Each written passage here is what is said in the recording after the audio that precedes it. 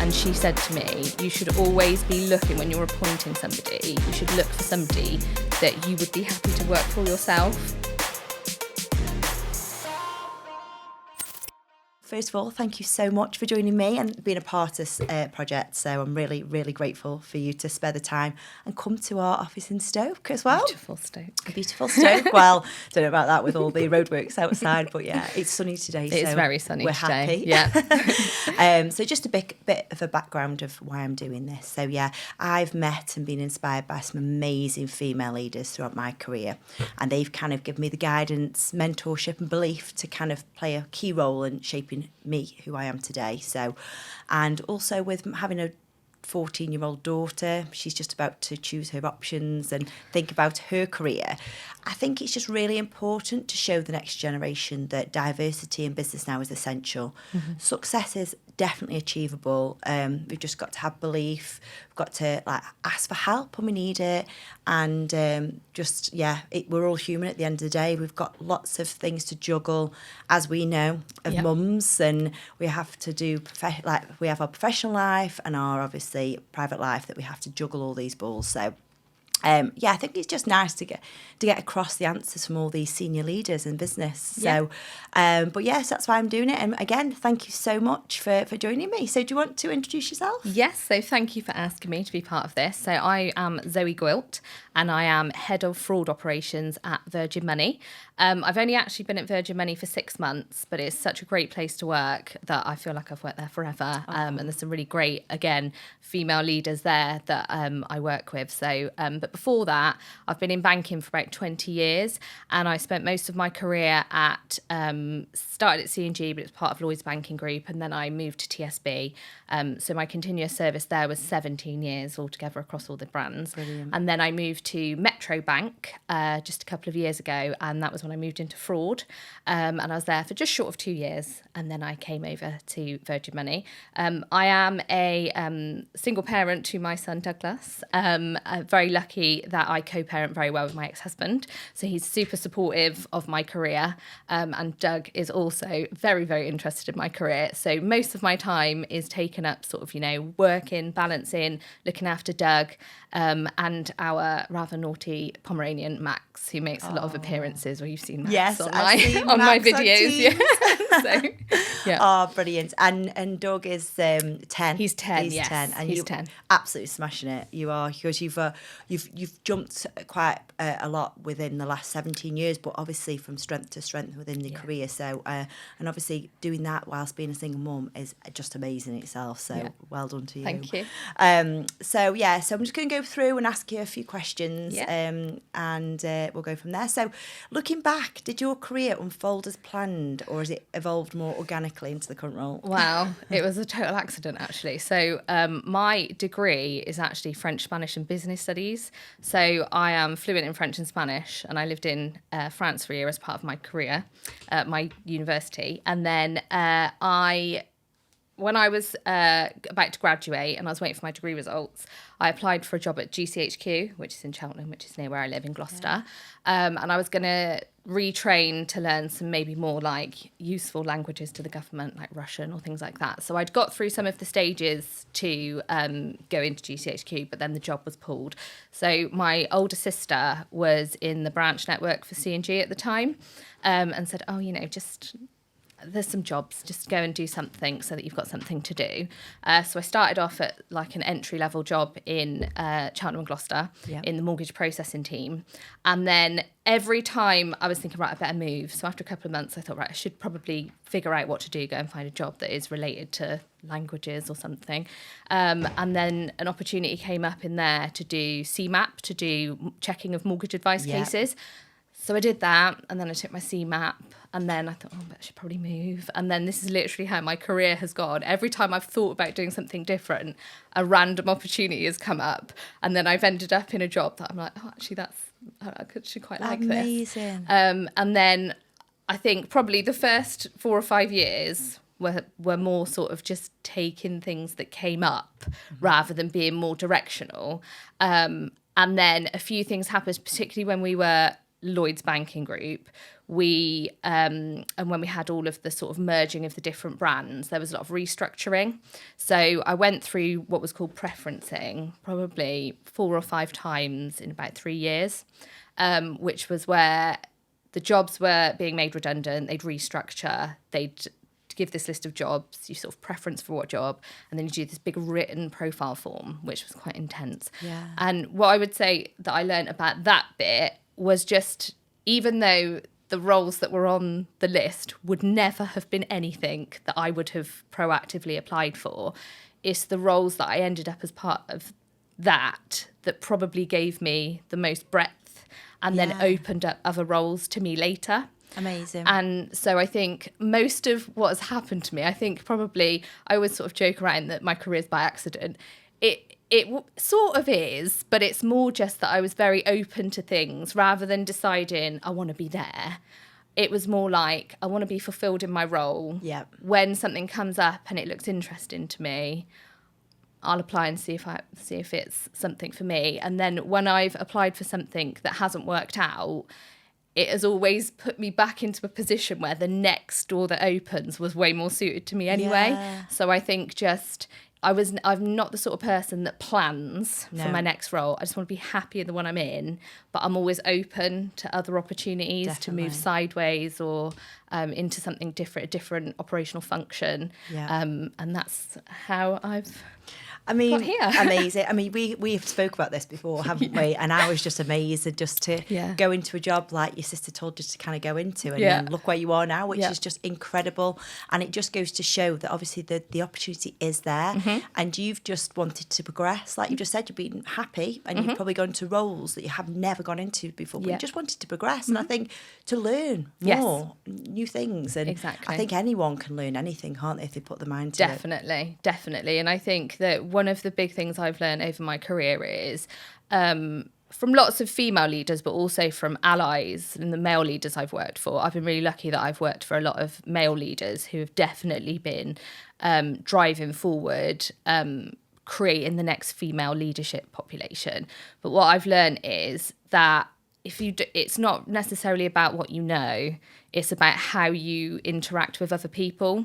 So when I left TSB after 17 years, one of the things that was making me doubt myself was, I know all these people here. I literally know everybody everywhere. If I don't know something, I know who to ask. Yeah. If I move somewhere else, I don't know anyone. I don't know who to ask. I don't know how the bank fits together. How am I going to do this? Because a lot of what I do is delivering through others and sort of having mutually beneficial stakeholder relationships where we get things done. Yeah. And I almost didn't move because I was so frightened about having to just start again.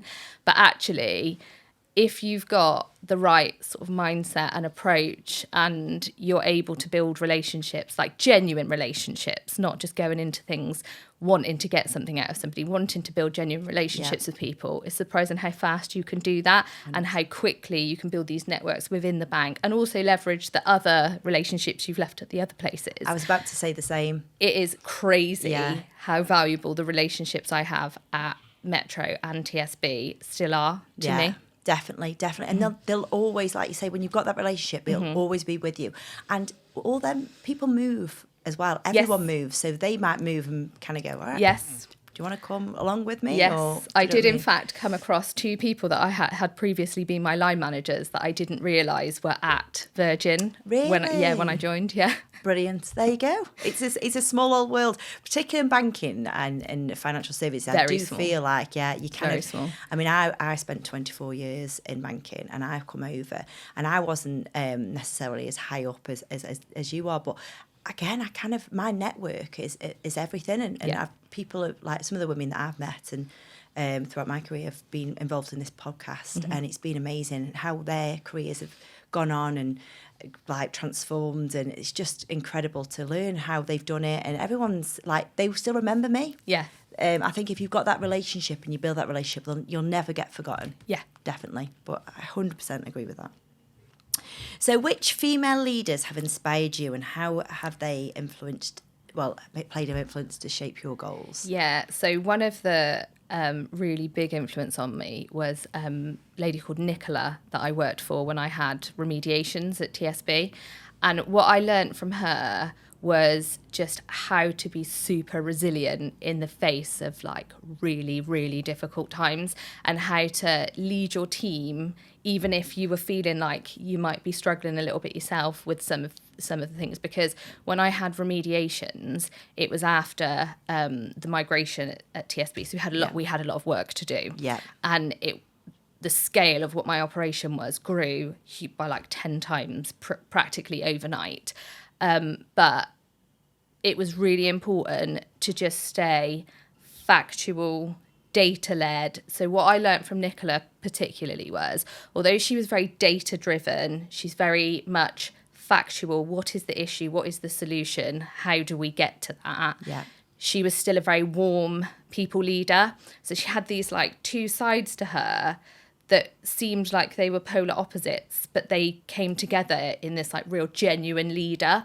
And I still speak to Nicola now. She's at Hastings Direct, I think now. Yeah, and then the other one is Jodie Thompson, who is the Customer Operations Director, I think, at TSB now. And she, again, just this really authentic person who seemed to just be able to like absorb information from all these different places and pull out only the bits that were like key to the story and keep people on track. Yeah. So again, another really data-led leader who could cancel out noise, but again would notice if one of her team didn't seem like they were themselves that day. And the other thing about both of them, I would say, is that their leadership style, although the core of them was consistent, you'd get a slightly different person leading you depending on what your personality type was, and what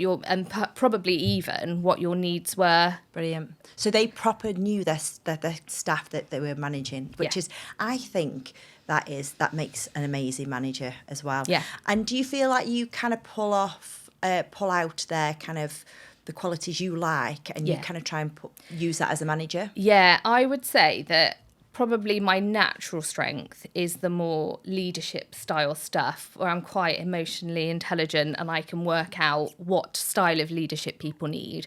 And I think that where I probably needed a bit more development in my early career was, I'm not a hugely detailed person, and so sometimes I can become a little bit like, oh god, everybody notices all these numbers, and that, like, obviously as a linguist, I'm not numbers, I'm words. Yeah. And so I could quite easily become intimidated by people who were talking about data.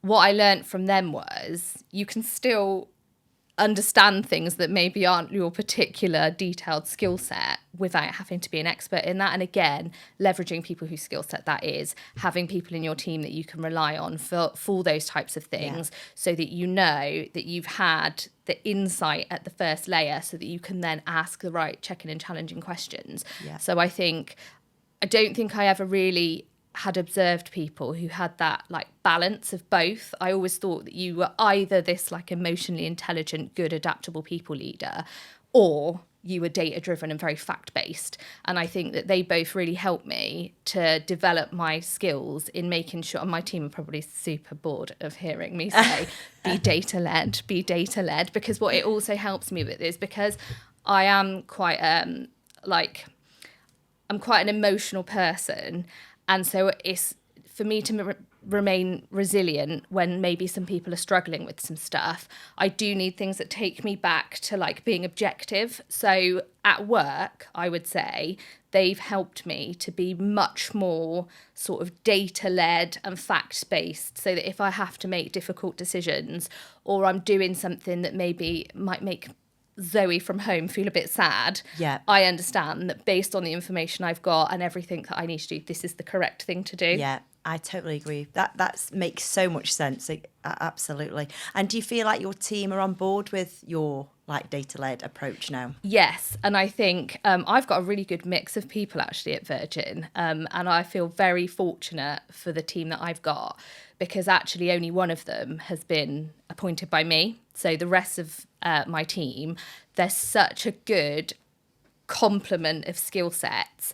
And I think the other thing that I've learned is I can be quite like informal and silly when I'm just with my team, because particularly when I was in remediations, it was such a difficult job all day, every day, literally dealing with things that have gone wrong.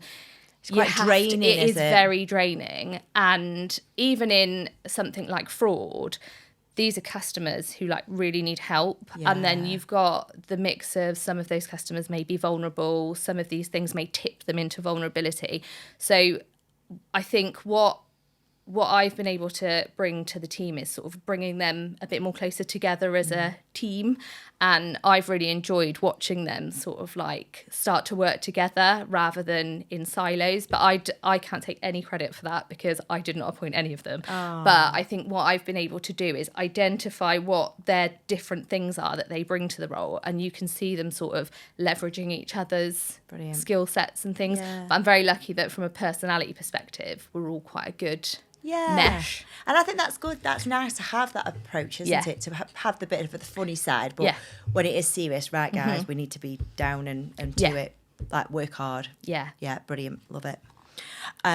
What drives you each day, and how do you stay motivated within your role? So I just really like developing people. I just really get a buzz out of seeing people grow in their roles, and it's even more satisfying if somebody's maybe struggling or they're not in the right role and you're able to sort of help them to either reshape their role to do something that maybe they're thriving in, or help them to see parts of themselves that maybe they didn't realise were strengths.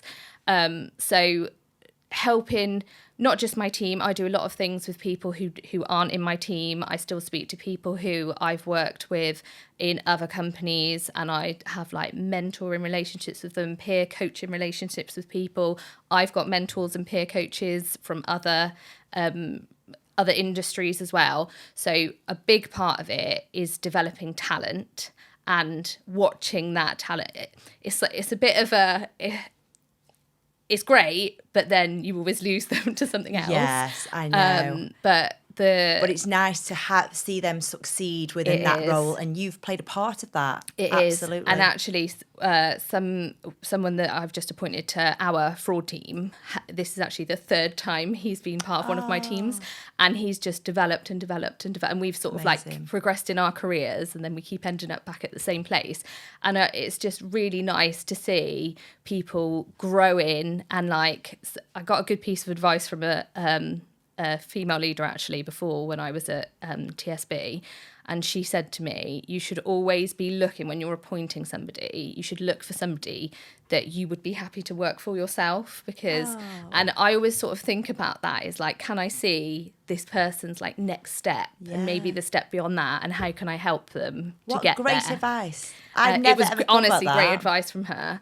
And the other thing, I just really like helping customers and I've had lots of different roles. I've had, obviously this role that we have got customer facing teams as well as back office teams, but I've had risk roles where I haven't been customer facing at all. So when I say helping customers, I don't mean have to directly help customers, but just doing the right thing and helping people to see, because some of my roles I've had have been more sort of conduct focused, and helping colleagues who maybe are more financial risk focused to understand a more rounded view of the bank's risk appetite.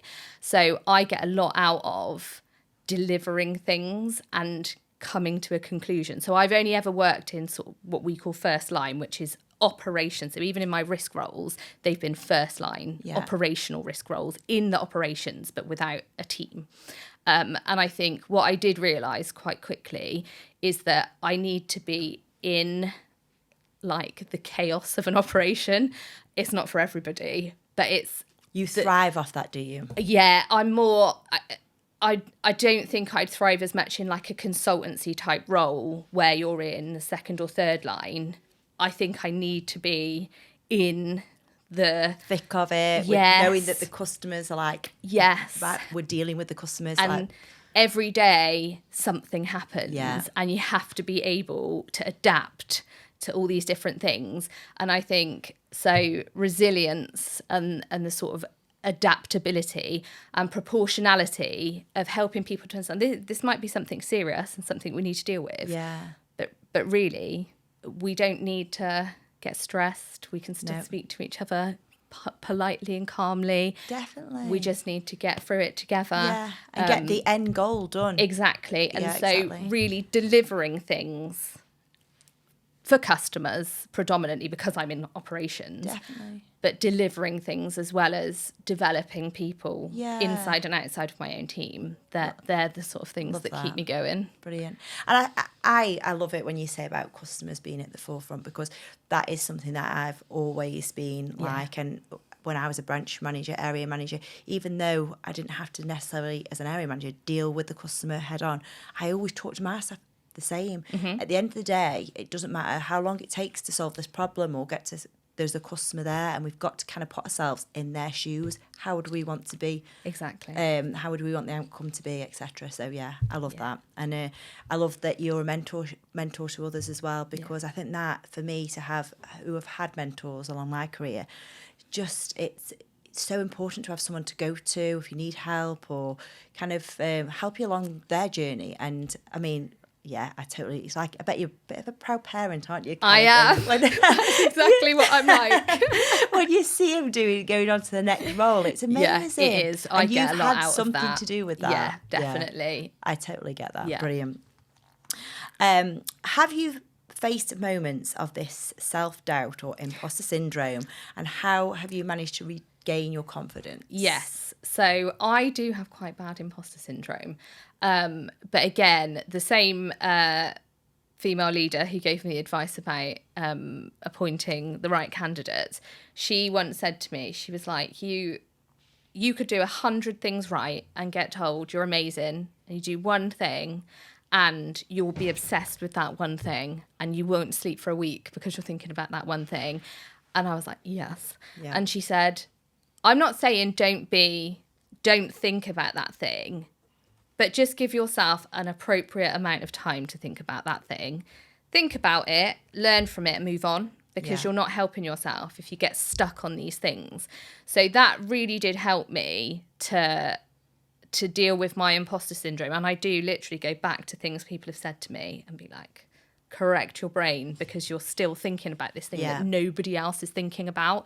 And you're probably highlighting it to others when you keep going on about it. Someone told me that. Yeah. Because I'm very much the same as you. Exactly. And the other thing is, something that I did learn was you can't possibly know what other people are thinking. And assuming you know what they're thinking of you, like, if you say something in a meeting, or like, I'll reflect on this podcast and think, oh, why did I say that? Oh, how did that come across? I've got 13 to reflect on, so you're fine. Exactly. So when you assume you know what other people are thinking, you can't possibly. Their brains don't think the same way. We don't all operate in the same way. The things that, because of my sort of like linguist tendencies, I get very hung up on word patterns. Yeah. So I don't ever use words by accident. But if somebody uses a clumsy phrase with me, I will assume that they've intentionally said this particular thing to convey something. That's not true. That's just me. That's just you. That's just me. And so learning that whatever you're applying to that situation doesn't mean somebody else thinks that of you. I agree. And it's really important to not have this sort of like catastrophizing thinking or black and white thinking to assume, oh, I've done that, so I'm rubbish and there's no point, I might as well just not bother. I do also think sometimes my imposter syndrome saves me from some things. Yeah. So as long as you like harness it in the right way, a lot of the best people I know have imposter syndrome. And it's sort of, I'm very like risk type person where everything to me is like a risk. I'm making myself sound very boring. No, you're not at all. But everything to me is a decision that you're weighing up. Well, should I do this now? Because if I do it now, then I won't have time to do these other things later. But if I do it now, that means that I can do X, Y, Z. So literally everything, not in such a like structured, this is just how my brain works. Yeah. And I think sometimes my imposter syndrome just like checks me before I go to do something, and it helps me to not move too quickly. Yeah. So if you let it take over, it can be paralyzing and super unhelpful, particularly for people who've got anxious personalities, which I do. Yeah. But you can use it, the bits of it that make you reflect on things that you've done. And if you can just be proportionate about it and try to, in your brain, rationalize the things, I do think it helps me to become better. Yeah. Because the things that I have noticed about myself, or something I've done that I didn't quite like, or when I applied for this role, I thought, there's no way I'm going to get this job. There's just no way. And then when I got it, I was so surprised. I literally kept thinking, is this real? Because it was 3 months from when I got it to when I started. And then in that intervening period, I was thinking, what am I going to do when I get there? And what if I can't do it? What if I can't do this job? What if I can't do it? And then I get there and I'm like, these people are so great. There's a service delivery manager who partners with me called Lauren Bentley.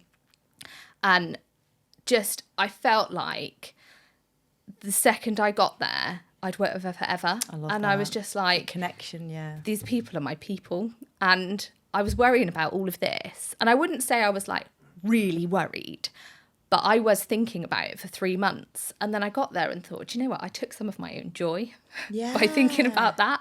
Instead of thinking, oh my gosh, this is great. I can do this. I can do this. I can't wait to start.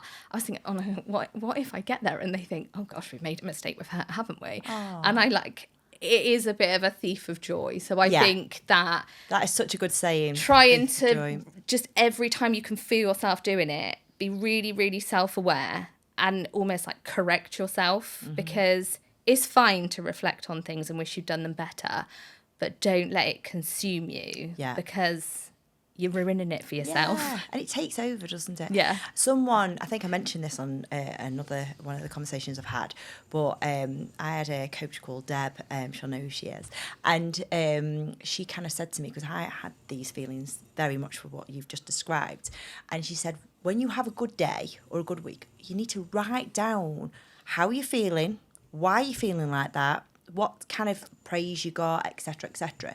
And then when you have this kind of down day or this imposter syndrome kind of moment, reflect back on those emotions and how you felt. And you know what? That has really, really helped me because you just need you forget about all the good things you've done, don't you? You do. Everything's just out your head. I can't do this. I'm rubbish. I'm blah, blah, blah, blah. So that's really top tip, and it has definitely helped me. But like you say, be more self-aware, so you know when this imposter syndrome is going to set in. Let's try and stop it and think about, no, I've got this. Exactly. And to your point about writing the things down, blowing some things out of proportion. So the thing that you're obsessing over that now you think means you're not good enough, if you compare that to what the stuff that you did well at, this thing could be so tiny and insignificant. Probably everybody else in the room didn't even notice. Absolutely. And you're ignoring all these things that are much more important because your default is to pick on the thing that went badly and and I will literally ignore everything else. Yeah, definitely. And I think that's like in personal life as well as professional life, definitely. Isn't it? Yeah, I agree. So have you always felt supported by those around you, with like your family, friends and colleagues? Yeah, so I think with my family and my friends, yes. And as I said, I'm very lucky that I co-parent very well with Doug's dad. And when I moved to Metro, he was super supportive and said, look, I'll do whatever if you want me to swap nights or whatever. So I know as well, I do know that I'm very lucky to have that relationship with him. Definitely. And Doug knows he's very lucky that he has parents that can co-parent like that. So I think, and I've got 2 sisters who are both pretty successful themselves, and my mum and dad are supportive, and my friends, a lot of my friends are people that I've known through work. Brilliant. But not always with colleagues. And probably the first time I was really aware of maybe people like not wanting me to do well was I was at a wedding and I was quite heavily pregnant with Doug.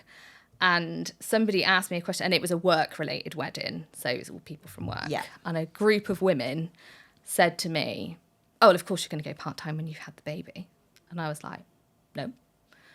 And they were absolutely horrified like out loud to my face.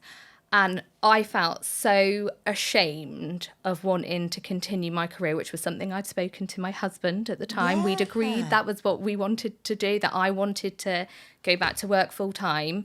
And they literally could not compute that for me, I wanted to go back to work full time, and that my husband was supportive of that. Yeah.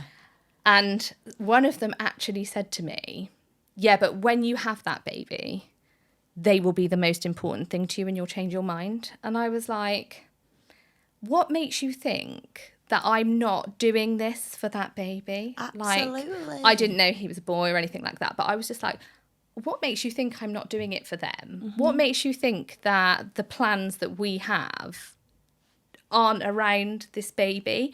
And I can remember just being so upset and feeling really like ganged up on, and it was all women. And making you feel guilty for something that you it was all women. Yeah. And then when I'd had him, I came back. So I'd had a year off. I had a whole year off, and I was very lucky. TSB, their maternity policy is even better now. It had a really good maternity policy, and I was off for a year. And I came back, and it was pretty much a year to the day. And you know, it's like when they go to nursery, they get sick all the time. Yes. And I can remember I'd called Doug's dad, and Doug's dad was going to go and get him. And I was like a little bit upset. I'd only been back like a few days. And I can remember I was sort of in the coffee area, not like just pulling myself together, you know, like mum guilt and that.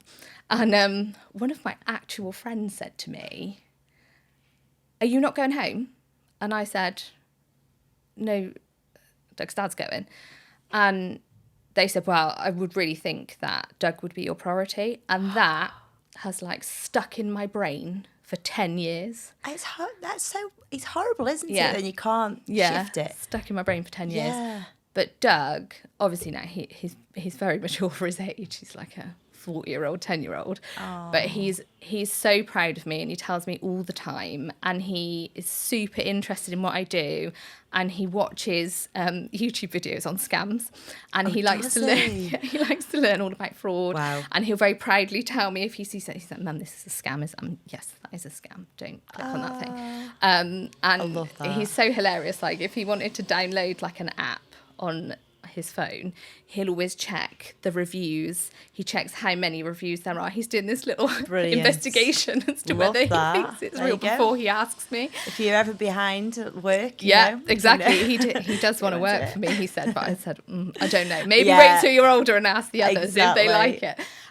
But I do have to remind myself that he is so happy. He's so proud of what I've done.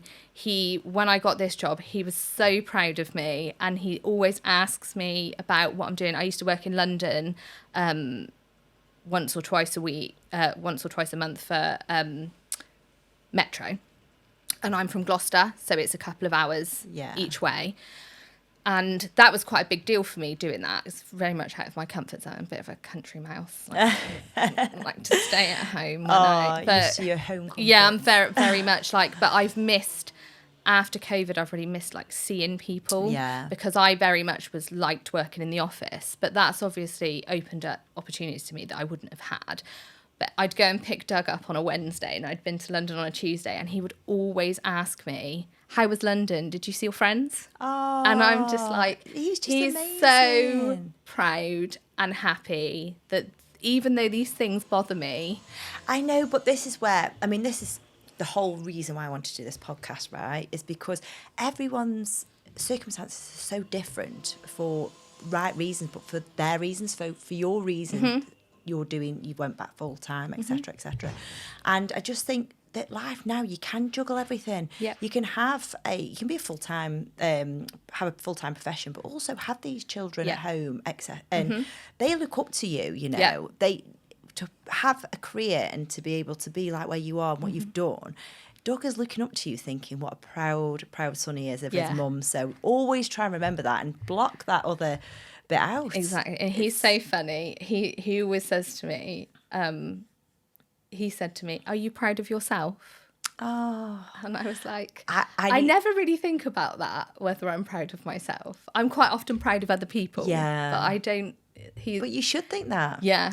And I think you should be very proud of yourself. Yeah. And I want to meet Doug. Next time we he's do a a legend. Teams. I want He to is a let's have a legend. Teams with Doug. Yes. I love him. But yeah, so absolutely. But you can, I mean, everyone's circumstances are so different, aren't they? And I think we all have to kind of remember that. And I would never judge anyone. I think it's everyone has got a right to do whatever they want. And as long as it works for them, it's good. And a lot of the time it'll work for the business as well. So definitely. How do you manage stress and avoid burnout whilst maintaining resilience within your career? Yeah, so I think that the sort of remote working thing post-COVID has probably helped me with that, because I did have a tendency to overwork myself. And if I see other people struggling, I will take a burden to unburden somebody else. And I learned that probably doesn't help, because when you're a leader, you need to help them in other ways, because they need you to be feeling strong and resilient and able, and for them to feel like you're feeling okay. Yeah. Because there is nothing worse than, even if your leader's saying everything's fine, thinking you really don't look like it is. Yeah. And so having, although my preference, so if somebody said to me, you could snap your fingers and go back to how it was, and you're in the office every day, but obviously my office was 10 minutes down the road. Yeah. I probably prefer to be physically around people, and particularly with such a big operation, I like to see people's faces, because then I can see if they're okay. But I've had to adapt to different ways of doing that. So I like to see people's faces on Teams calls, and learn enough about people to know that you can even notice in how they're talking to you that things maybe don't seem okay with them. Definitely. But what that has allowed me to do is, Doug used to go to breakfast club and after school club.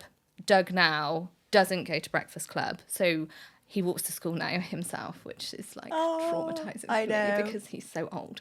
But before he was walking to school himself this year, I was dropping him off at the gates. And for me, that sort of mum guilt about, he was going to this breakfast club every morning, and I knew that for him, he would have liked me to drop him at the gates. Yeah. Being able to do that just like transformed generally my work-life balance. And I was super lucky. Everywhere I've worked has been really, really flexible with things like that. If I need to go and grab Doug or go to some sort of school play or a parents' evening or anything, Virgin in particular are very, very flexible and supportive of people's work-life balance. And so I think sort of making myself, because it would be very easy at home to just sit at your desk and do nothing. Oh, yeah, definitely. Other than working. But it has helped me to spend a bit more time with Doug. Yeah. And to, you know, if I've got 10 minutes between meetings, I can go and put some washing on. I can go do some different things, right? I can, like, if I finish early or I've got a break over lunchtime, I'll go and mow my lawn, because definitely. I've got time to do it. And things... But you work probably harder as well, and because you haven't got the distractions or the conversations that you probably would have in an office. So exactly. I totally agree with that. And that has really helped me. But I would say as well, I was talking to somebody about this yesterday actually, was that it's really important to me to lead by example at like both ends of that spectrum, because you obviously, integrity and things like that, and being seen to be somebody who does the right thing and, you know, who doesn't do anything that you would think, that's not really the behaviours of a leader. Yes. But also, I think equally as important is you should not be seen to be working all these hours and emailing out of hours when it doesn't need to be done. Yeah. There are times, absolutely, like when I was in remediations, that was a tough time. Yeah. And I was working long hours because I needed to. Mm-hmm. That should be an exception. And if you are doing things at either end of that spectrum, your team is going to see you doing that and think that that is what you want them to do. Yeah. I don't ever want somebody to feel like they have to work these long hours. Yeah. I don't want people to think equally, you know, I wouldn't be consistently late for meetings and things like that. So Yeah. I just think it's really important to check yourself as a leader to make sure you're not unintentionally creating this environment where people are going to burn themselves out. Absolutely agree. Totally agree with that. And I think it's right. And what you've just said is you want to kind of given this flexible working so they can go and see the child's sports day or the nativity, but also they have to obviously work hard. But there isn't, like, sometimes I sign on at night if I've had to leave to go and get the kids a nap, which I don't mind doing. But like you say, as long as it's not every night, you're not doing these 12-hour shifts every day, because that will create burnout. And it's no good for you. It's no good for the work you're putting in. It won't be as good, would it? The work that you actually do. It'll be like sloppy and not as good. But you just made me laugh, actually, because when you've just talked about dropping Doug off, and you don't have to take him to breakfast club, or you didn't have to because he's old enough now. My son Parker, he's at little school now, and we're very lucky because we've got family to drop him off, and me and Rob also have taken turns some mornings to drop him off. And he goes mad at me because he wants to go to breakfast club, and he's like, I want to go to breakfast club, mummy, all my friends are in there. And I'm like, well, there's no point to me paying for you to go to breakfast club if we don't need to. So there's the other flip side as well. So well, Doug still goes to after school club on a Monday, Tuesday and Friday, because he can walk to my house but he can't walk to his dad's house. So on days when he's at his dad's, and because he's with his dad every other Friday, he's in after school club. And although sometimes he'll complain about it, he'll come home like all sweaty from playing football with his mates. And I do think it's good for them, right? Definitely. And I'm, you know, it would be easy to just take him out because, you know, don't need to pay for it, whatever, and he can just, you know, come here. But he was at nursery full time from when he was 10 months old, which, as I was saying, attracted quite a lot of criticism from people. But I genuinely think it's why he's such a he's very sociable. He gets on very well with anyone. You can take him anywhere. You can put him into any situation, and he's just really friendly. I wouldn't say he's like outgoing, but he connects with people really easily. And I think it is good for them to be playing, because I think that is the other thing. And some of it you have, you know, childcare is very expensive. So absolutely no judgment at all. But sometimes the cost of childcare is so prohibitive to people. And if you can work from home and they're old enough, that's one of the benefits from remote working, right? But I know that Doug is playing on his PC or whatever when he probably could be outside playing football with his mates. This is the story we have in our household. We've got this balance now where he's in like half the week. The other half the week he can come and do these things. And his dad's pretty good at getting him outside, to be fair. And he obviously plays football at the weekends. But it's such a difficult thing. Like, this is my risk brain. Literally everything is like, should I do that? Should I not? Which is the... Exactly. Should we put him in after school club? Should we let them to come home but be on like their iPad or whatever? And it is the same. I have exactly, but again, it goes back to what works for you. Exactly. Nobody else, what works for you. And I think that's what we've got to remember, haven't we, going forward? But brilliant. What are the most important lessons that you've learned throughout your career, would you say? So I would say that one of the most important things is just... You don't have to be liked by everybody, but nothing good comes from being rude to people. And not only because I personally, whilst I'm able to have difficult conversations, nobody enjoys that, right? You'd have to be insane to actually enjoy confrontational conversations. So we don't come to work to argue with people and to be snappy and rude with people. And I just think not only for like your everyday environment and things like that, just I'm not saying be nice, but be professional and don't be rude to people, because not only can it create a really toxic culture, and you know, like we were talking about earlier, everybody's different. Certain people will think about that one thing you've said for like a month. Yeah. Nobody wants to actually have that effect on people, but banking is very, very, very small. Yeah. And I say this to people all the time: do not do anything that you are not prepared for a consequence later on in your career, because you don't have to like everybody, you don't have to be liked by everybody, but people, it is important how you interact with people. Yeah. And maybe something you don't understand earlier on in your career about why somebody might have done something or whatever, and then you've maybe reacted to something, it comes back to you later. Same with how you deal with disappointment. Yeah. You can be disappointed if you don't get the outcome you want from an interview. Sometimes how you deal with something difficult will tell people as much about what you do well. So just be really, I'm not saying like always act like someone you're not. I like to try to stay authentic to myself. And like I said, I'm super able to be professional when I need to be, but my default position is a little bit silly. Yeah. And so somebody once said to me that basically I was too smiley. Somebody very, very senior. You're too smiley. People don't take you seriously. And I was like, I was so wounded by this. I really like this person as well. And I was like so wounded. And then I spoke to somebody so this guy was like a director. And then I spoke to somebody, one of the heads of function that worked for him, and was like, I just got this like feedback that was totally unsolicited that I didn't even ask for. And he basically said, you're too smiley. No one's ever going to take you seriously. So if you want like a serious job, basically don't be yourself.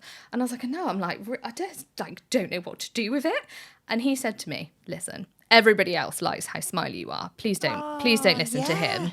It's part of who you are, and it's part of why we like you. So please don't listen to that feedback. He meant well. He didn't mean to be rude to you, but please don't ever go for a job and hide who you are. No. Because people buy who you are, not anyone else. Exactly. So. And we're at work a lot, and if you're going to have to pretend to be this person you're not, you are going to be exhausted. So please don't do that. So that's another thing that I've learned is maybe my personality isn't for everybody, and maybe sometimes somebody might want somebody who's a little bit more polished and professional than I am, but that's okay, because then that's not my job.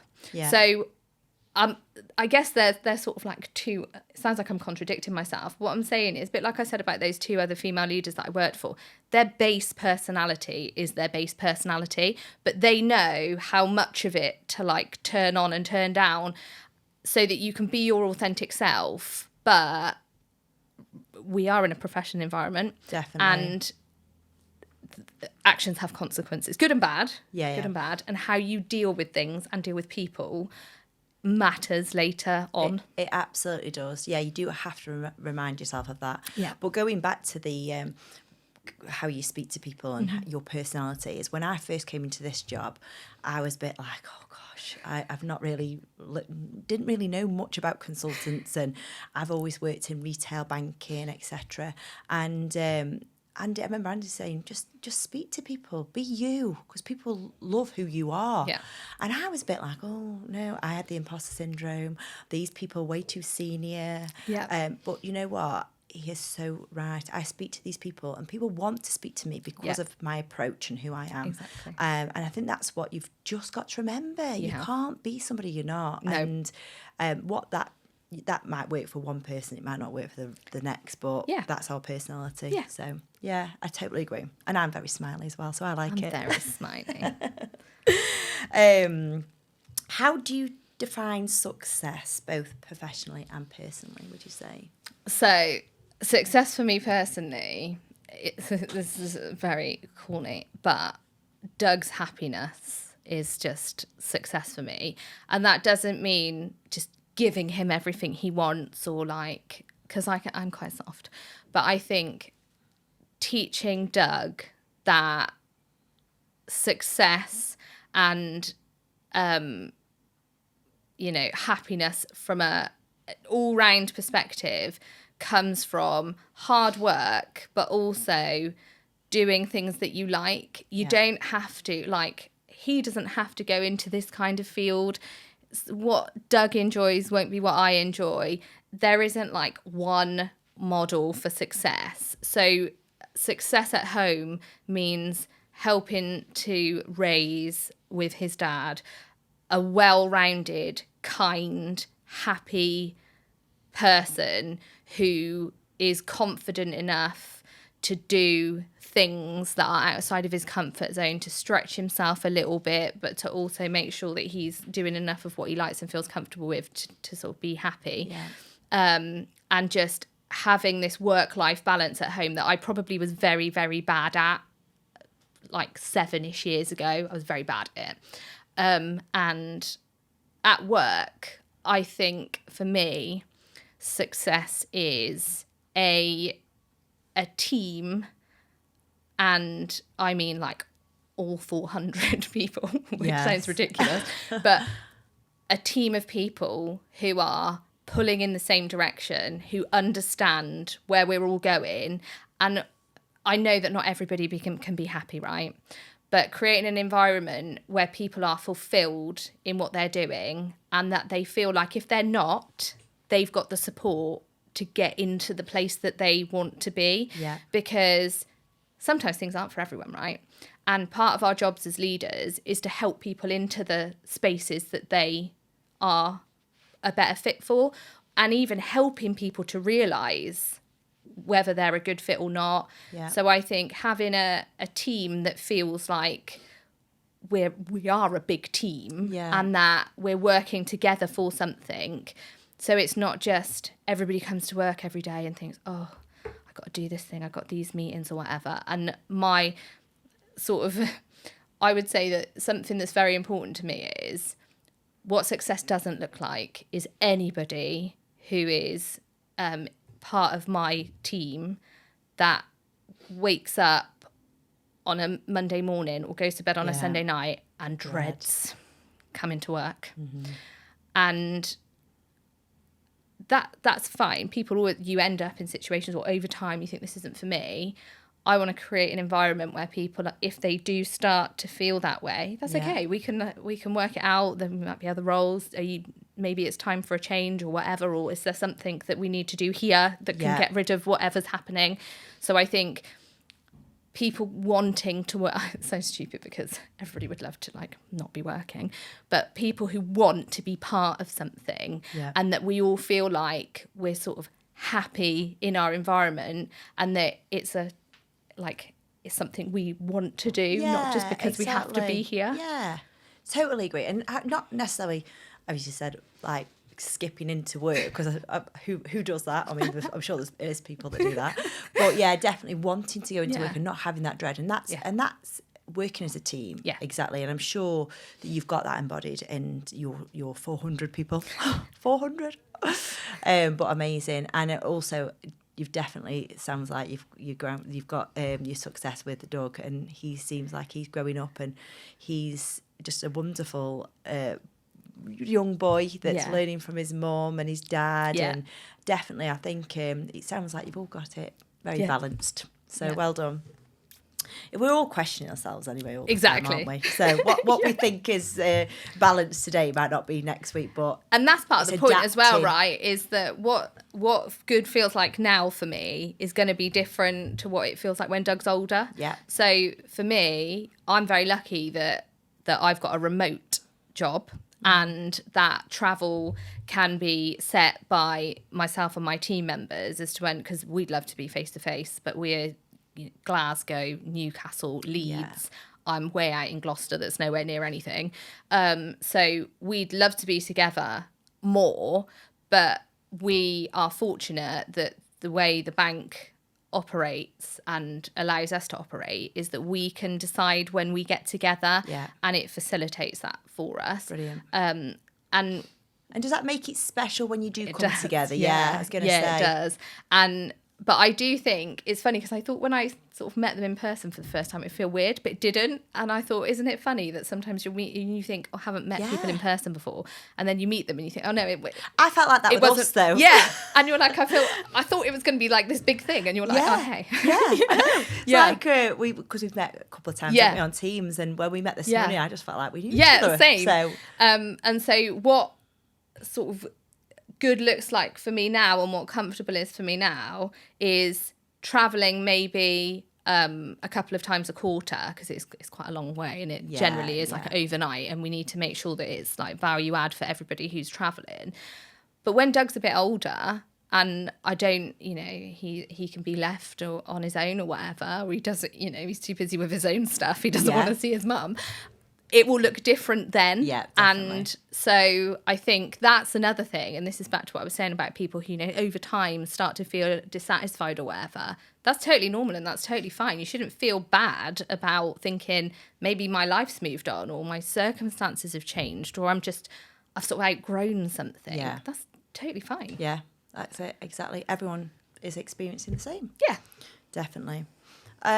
What's next for you, Zoe? What would you say? Yeah, it's interesting. I don't know, because I am really enjoying working at Virgin Money, and I think I do feel super, super fortunate with the people that I work with, and I've never felt so much like all of the different parts of the bank are really collaborative, that everybody's pulling in the same direction, and just like-minded people that are trying to do the right thing and that are solution focused, not talking about the problem or whose fault it was and things like that. So I'm super, super, super happy there. But I think probably back to what I said right at the start is I am never like closed off to opportunities. And most of my moves have been because somebody has spoken to me about something and said, hey, we've got this problem over here, particularly when I was at TSB. We would move around the senior manager positions quite often. Yeah. And so I did lots and lots and lots of sideways moves at TSB, and they were probably the best moves that I made for my career. And again, that was something that Nicola, that was my head of function when I was in remediations, taught me, was sometimes you have to go sideways or take a step down in order to get the breadth you need to be a better version of yourself. Yeah. So I'm very happy. I'm one of these people that I'll just keep going because I'm like really, really happy and I'm loving everything that's going on, especially my team are doing great. I love seeing them thriving. I love seeing all this stuff. And it's really an exciting time at the moment with Virgin Money and Nationwide. Yeah. There's lots and lots of stuff happening. But I think what I would just say is I never close myself off to any opportunities. So I think I'm just going to carry on doing what I've always done, which is try to be the best I can be. Absolutely. Develop my team. Yeah. And then if an opportunity arises at some point, then I might be interested. Absolutely. But I mean, that's why your career has gone, hasn't it? Through opportunities. Yeah. And absolutely, you should do, because you do, like, obviously you're in a position, you absolutely smash it and doing an amazing job. But sometimes, it's time for the next role, isn't it? And I think it helps, like, when you are genuinely happy in a role, and I think it gives you a different outlook, even if you're being interviewed. If you're, like, you can be open to something, but if you're not in a position where you're, like, trying to get a different job, I think you give off a different vibe. Definitely. So my focus is always on, in the role that I'm in, how can I be the best I can be? Yeah. If there's something happening that's uncomfortable, is there something that I can do to kind of solve that or mitigate that? Yeah. Because I think focusing on where I am has always done me really well. Absolutely. So, Absolutely. yeah. Brilliant.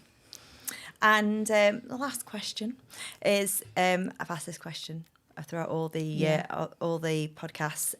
If you were sitting here with my 14-year-old Poppy, who's just about to go through her options and choose her, to help her further her career, what kind of advice would you give to her for facing her exams and her options? Yeah, I think probably to not listen to herself too much if she's got a little bit of her own, like, junior imposter syndrome going on.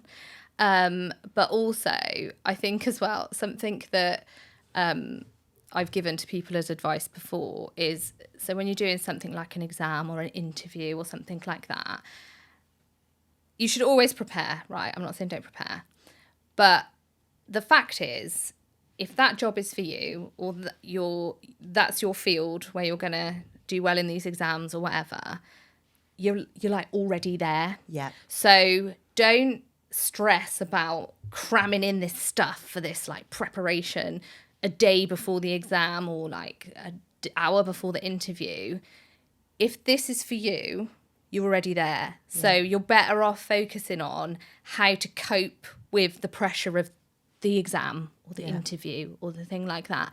Because the reality is, if something is for you and you are the right fit for the thing, you don't need all this like extra prep to try to be something that you're not, because you're already there. I agree. So I think something I learned, particularly when I was doing my languages at university, if I over prepare, I just confuse myself. So I will prepare for things, particularly if I've got to do something like an exam or a presentation, but I'll be like bullet points, because otherwise my brain gets stuck on, you didn't say that sentence exactly as it was supposed to be constructed. So I will be more like have concepts in my head, a broad understanding of what I need to do, so that when I come to the exam or the presentation or the interview, I can just be myself rather than overthinking, did I exactly answer that question exactly how it needed to be? Yeah. You kind of either know it or you don't. Definitely. And so the prep is better put into coping mechanisms, making sure that you're... because you know the stuff. You know exactly, the stuff. Exactly. Yeah, definitely. And also, just like on that Poppy choosing her options, it's like you as well. You went into languages and look where you are now. So you can kind of pivot as well, can't you? You're not set out to do that kind of optional career. With my, again, it sounds ridiculous, it's kind of an accident. I just am randomly good at languages. Just totally, just randomly. It's obviously just how my brain works. I am, I've been learning Italian and I've got good basic, So which languages can you French and Spanish fluently. Can you? And when I went to university in Bordeaux for a year, and I did law, but French law, free French, for 2 hours on a Wednesday morning, 8 till 10. It was the most boring thing I've ever done in my life.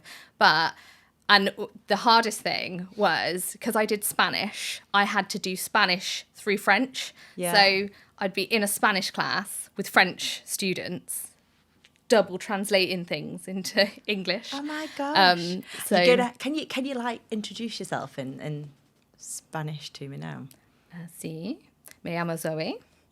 I'd love to be able to speak Spanish. That's amazing. Do you know what? Spanish is actually quite easy, right? So it's French, isn't it? So I prefer French. Oh, do you? But it's hard. I mean, I did touch on French when I was at school, and it's to do with the masculine and feminine words. Spanish is the same. Oh, right. But Spanish is just much easier. Is it? Spanish is, I'm not saying easy, it's not easy, but Spanish is easier. The harder, Italian, is like mad hard. Is it? Mad hard. I thought I'd be able to do it like really easy because, So and when do you learn this? Like, when do you have time to? So I was doing, I was having lessons, but it's just really hard to fit it in. But I do Duolingo. It's really like, and Doug was learning Spanish. So Doug's pretty good, to be fair. Is he? Yeah, he's pretty good. So he was doing, we had like a really long streak, like 200 days or something, where we were both learning. And then he went to his dad's and he forgot his phone, and then our streak broke. I was devastated. But yeah, he's super cute. Like, he can introduce himself. That's just amazing though, to have a language, and like when you're on holiday to be able to speak to people. Because I always say this, like, we always just hope that they can speak English, don't we, when we go to abroad on holiday. So yeah, exactly. It'd be amazing to give to and Spain. It's like, even then, right? So Spanish, so I think it makes it worse that I speak Spanish, because you think it's really similar, but it's not. If you're sort of speaking and you're immersed in it. So I was in Ibiza with Doug in the summer, and in the shop, randomly in this like TUI hotel that is full of like English speakers, whether they're English or not, it's like the universal language, right? Yeah. And I'm in this shop and they don't speak any English, and so I was speaking to them in Spanish, and she was talking to me about, I learned the word for storm through this woman, like tormenta. I didn't know that before. So I learned the Spanish word for storm. So we were talking about, it was like thundering. Yeah. And we were talking about it. And then somebody came in and only spoke English, and they wanted glue. They wanted glue, and they were speaking to this, and they've been so rude. And I was just sort of like talking to Doug over somewhere. So I was like, I'll like go and help. So I was like, hey, he wants glue. And then she was like, oh no, I don't have any glue. And he was like, oh, sellotape. And I was like, these are all words that I don't know. Oh. So I was explaining, he wants something to stick something with. And she was like, oh, right, okay, so tape. So she was like, oh, I haven't got any to sell, but I've got this. So then she like gets this tape, gives this guy the tape. And do you know what, this man, right, this is why we get such a bad rep. Neither said thank you to me nor to her. You're joking. No. And I said to Doug, this is why people don't like English people. And you've gone out your way to help him. Yeah. So, yeah, I more wanted to help the poor lady who didn't speak English. And I was speaking to her and I said, how long have you worked here? And she said, oh, 30 years. And I was like, you don't speak English? She was like, no. And I thought, do you know what? Good for you, man. I know. Good for you. I always think that. You don't have to speak English. I just have to act it out. Yeah. Game of charades. Yeah. Oh, but brilliant. Oh, thank you so much for that interview. That's amazing. And you were absolutely amazing, so thank you.